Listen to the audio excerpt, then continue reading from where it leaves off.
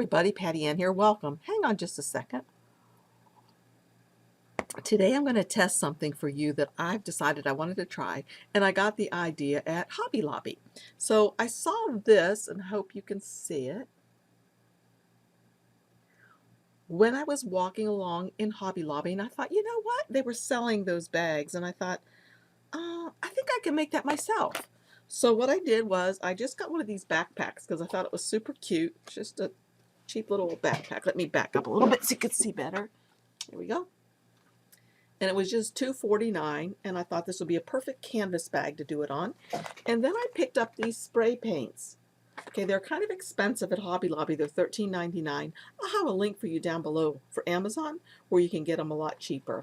But anyway, I'm going to try these. I've never tested them. I'm going to open them up now, and we're going to test them right here. So join me down here at my desk, and let's get started.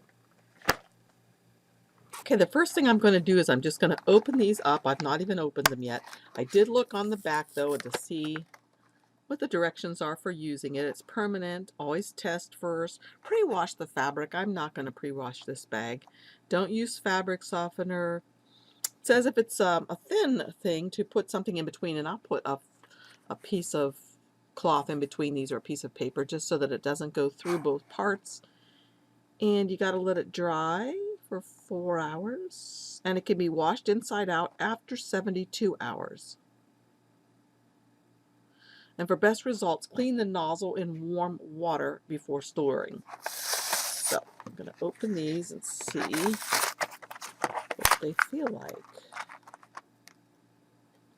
They feel like a nice liquid inside.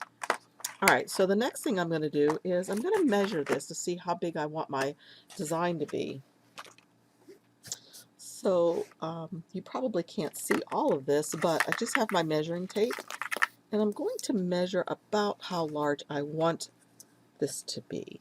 So I'm thinking I will make my design that I'm going to cut on my Cricut or my Silhouette. I haven't decided which yet, but I'm going to make the design 11 inches tall, or maybe not, maybe 10. Yeah, I think I'll make it 10 inches tall instead. So let's get rid of this. And these, of course, I'm going to spray just like I had shown you on that picture. Let me bring that down here again. I'm going to spray little color swatches around. Not done this before. I have no idea how it's going to work, but it could be a fun experiment. So now I'm going to go to my Silhouette software and develop this text for on my bag.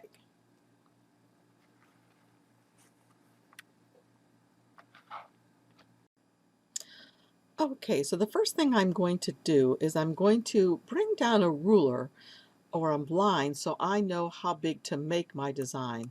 So I'm just going to grab up here and drag a line down. See how I'm dragging that right out of the ruler area?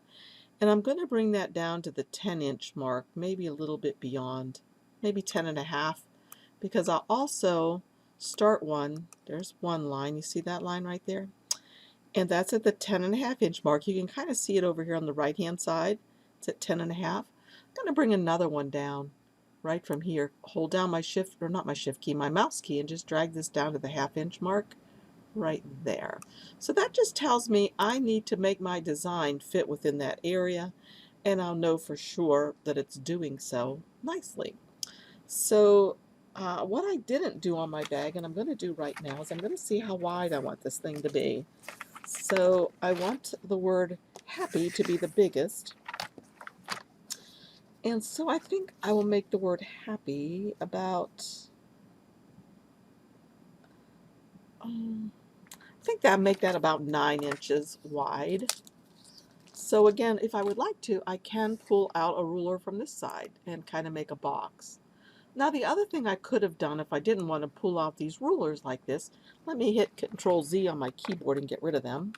So what I could have done instead was I could have come over here to a box and drawn one, and just come up here and made it, let's see, what did I decide? 10 inches high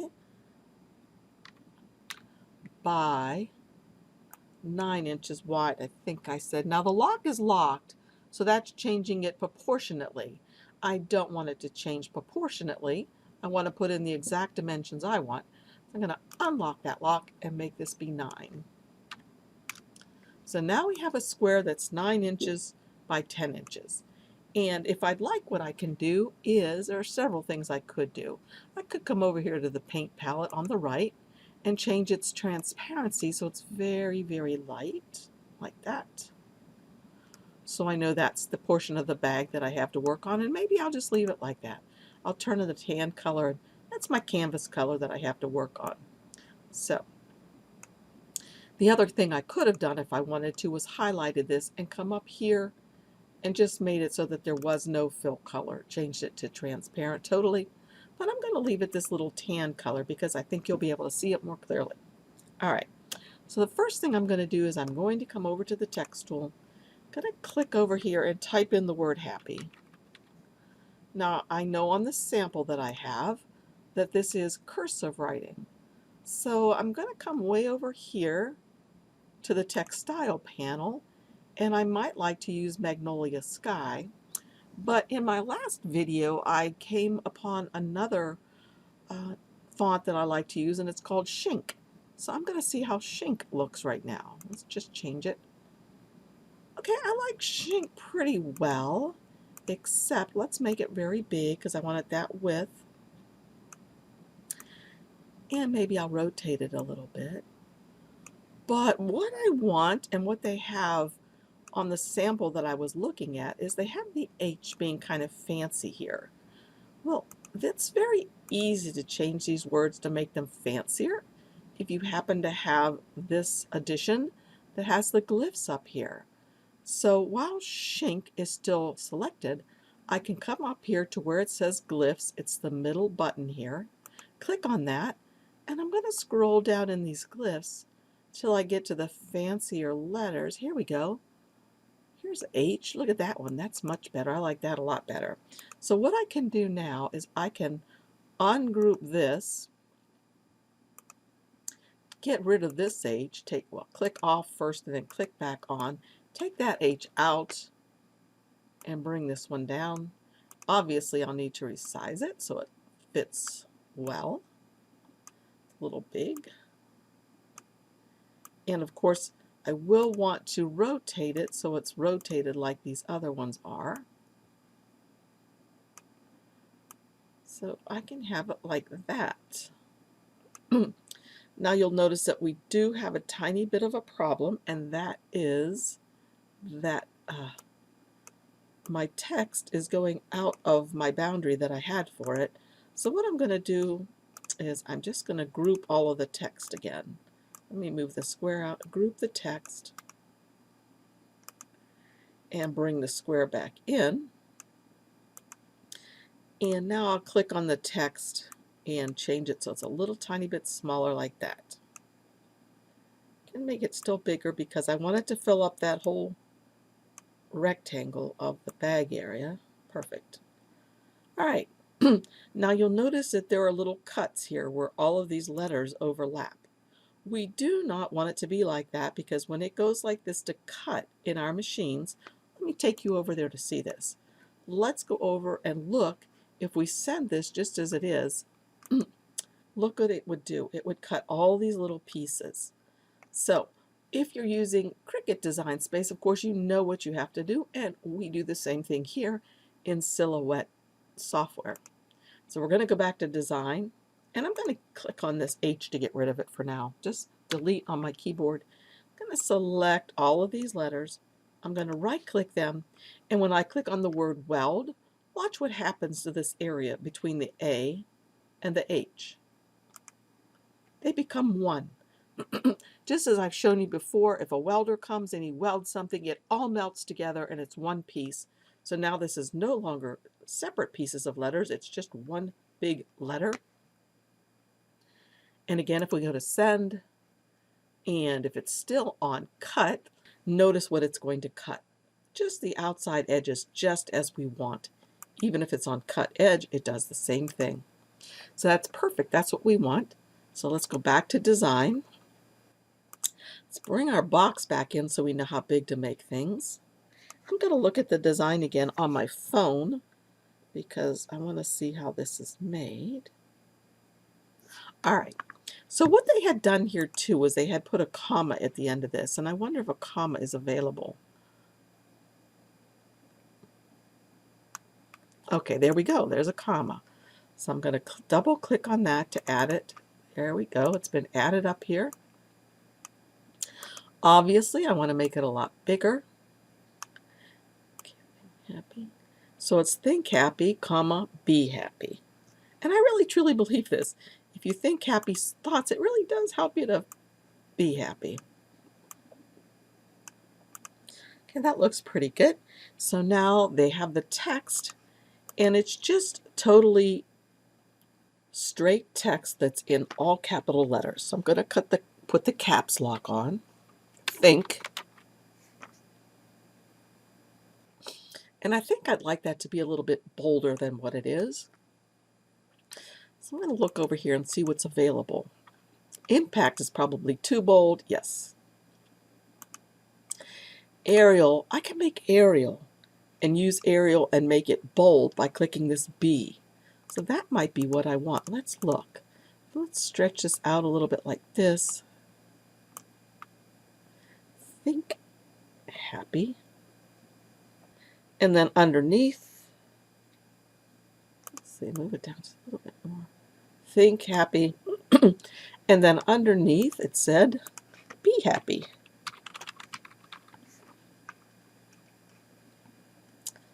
And I'm starting to think that maybe I prefer the lettering not to be so bold. I don't know. What do you guys think? Think happy, be happy.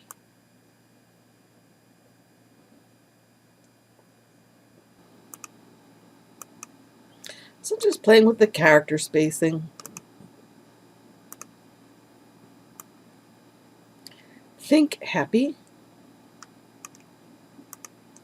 be happy. I change it into black because I get tired of looking at this bluish color or green, whatever this is. Think happy, be happy. Okay, I'm liking that. Think happy, be happy. Okay, I'm pretty pleased with that. That is what I'm going to put on my bag. So I'm going to group all of this together. And I'm going to send it to my silhouette. I'm going to cut the edge. I'm going to cut it out of, I wish I had some flock. I'm going to go check that. Hang on just a second. Okay, I didn't find any flock, unfortunately, because you know that's my favorite. So I'm just going to use regular HTV in black. I'm going to grab all of this, right click and say flip horizontally. I like to get that done now so I don't forget. Anytime you use HTV, you need to flip it horizontally or mirror it. Then I'm going to send it to my machine, and I'm going to have it cut. Let's see. And it's just going to be heat transfer smooth, I think is the option. Heat transfer principal, heat transfer smooth right there. I'm going to use my ratchet blade, so I'm going to make sure I have it set on 3. You notice down here. I am going to do a test cut as soon as I have this loaded on my machine. One thing I forgot to show you was I did put a weeding box around here, and the way that I do that, let's go back to design, and if you'll see there's that blue box around here. All you have to do is come down here, and I think you might have to have designer edition or above, but I come down here where this arrow is that has things that pop out because of the way my screen is set up, and I click on this that has the A and the B with the little dotted lines around it. Notice if I hovered over that says weed settings. So I'll click on that, and usually it would say off, so there are no weeding lines around this right now, but I wanted to turn them on, so I just said weed settings on, and I want both horizontal and vertical, and I decided to make them a quarter of an inch away from the edges of the items. So I'm going to now go to send it again, and you'll notice that there is a weeding box around here that will be cut. And again, it's going to be the same thing, so I need to change it to the ratchet blade, and I need to change it to smooth, HTV smooth. And now I'm ready to go send a test. Just click on this and test it in my machine because I've already loaded it there. Okay, I turned off my overhead light to try to make the glare on this not as bad. I'm going to begin weeding it now. Notice I put the weeding box around it, so it automatically just goes right along the edge of that. So it's really easy to know exactly where to start weeding. So the weeding box just makes it really easy to know exactly where the edges are of your design.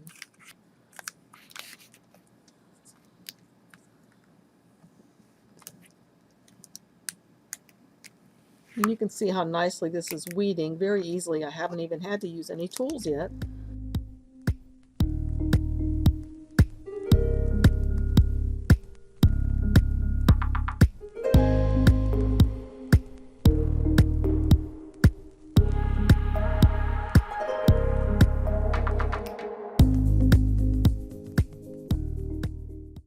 Okay, as you can see, I have a little piece of test fabric here I'm going to try this on.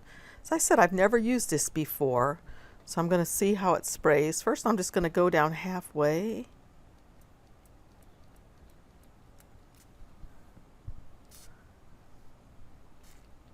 Okay. I think I need to hold it way up. Okay, this isn't going to give me the look I was hoping for at all. It's really spraying hard. So let me see. What if I try a different color? Maybe they all work like this, but you know what? I think it'll still be pretty. So let's try a different one. Let's see how this works.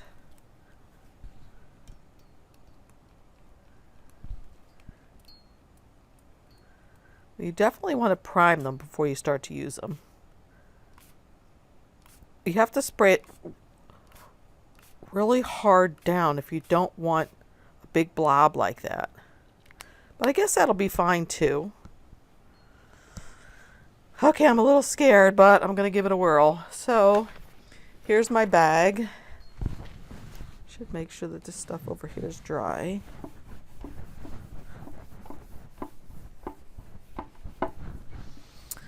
Okay, here goes nothing. So I want to make sure there's no strings on here. That's going to mess it up. So I'll just go. Okay, a few squirts of that. A few squirts of this one.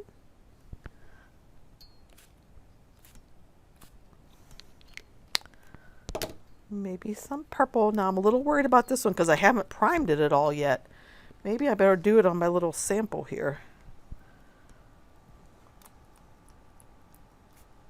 Okay.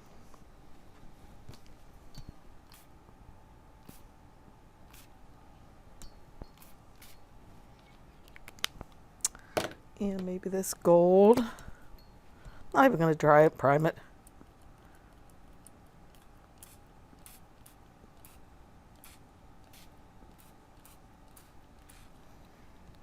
Okay. I think I like more of the pink because you know I love pink.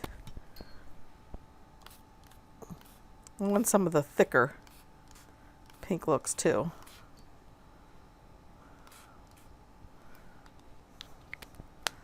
And maybe a little of this blue. I think I'm making a mess. All right, that's good. I'm going to leave it like that. Although I didn't use any of this green.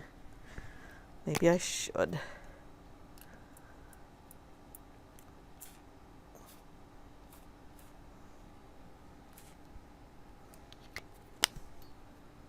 Didn't use the silver, but I'm not going to use the silver. Okay, for my review, I'd have to say all in all, I really like how these markers worked. They did not work the way I expected them to work or had hoped, but I'm pretty happy with the way it turned out. I think kids would really enjoy making shirts with these. Again, remember when I read the instructions, it does say that they are permanent. And to test your fabrics first, pre-wash the fabric. But again, they're permanent, so your kids could make any kind of designs they wanted to. And if you wanted to, you could further embellish it with your die cut text. The other thing, don't forget now, it does say on the back that when you're done, you should take off these caps and rinse them out with warm water. I've read some reviews that people say they don't score it anymore, and I think that's the problem. I think it was more user error than the product error. Okay, another thing I wanted to say was I waited nowhere near 4 hours for this to dry before I put on my HTV. What I did do was I took some of this parchment paper that you can purchase from the Dollar Tree, and what I did was I put this over top, just cut a piece, put it over top of my design, and then just took my EasyPress and heated it. The first piece I took off was messy. I threw that away. Then I put the next one on and heated it. Now I'm talking about just the paint. This was before I put on the HTV. I wanted the paint to hurry up and dry because I wanted to continue on with this project. So anyway, that's just a little tip. Another little tip is this. I took out the paper that I had between these when I was ironing it with my EasyPress. I should not have done that because the paint was thick enough in some places that it did go through to the back a little bit. So you would want to keep your paper in there until you're totally done. But that's it. I am pretty happy with how this little book bag turned out, or this little backpack. For a couple bucks, a kid would have a blast making this, and you could personalize it however you wanted to. So thanks for joining me. If you like my videos, please give me a thumbs up and subscribe, and check out the links down below. Join us over on my website. There are you can sign up for 5 free classes on using this software, starting from the very basics and moving on up. So join us over there. Join us on Facebook. Thanks. See you guys soon. Bye-bye.